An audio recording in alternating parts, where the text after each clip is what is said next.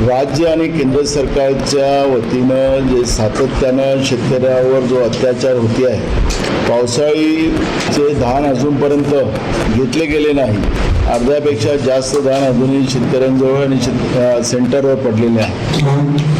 त्याच्यामुळे शेतकऱ्यांचं कोट्यावधीचं नुकसान सरकारच्या चुकीच्या धोरणामुळे झालेलं आहे.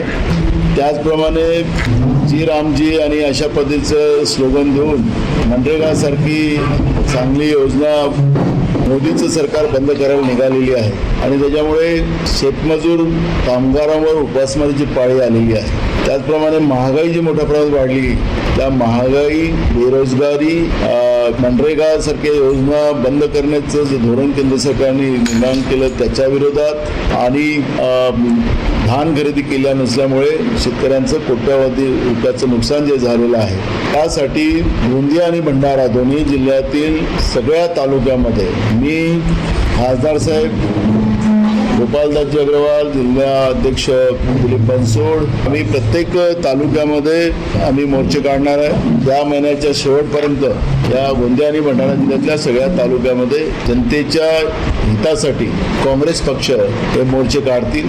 त्यांच्यावर अन्यायाची लढाई लढेल आणि त्यांना न्याय मिळवून देण्याचा एक प्रयत्न काँग्रेस पक्षाच्या वतीने केला जाईल.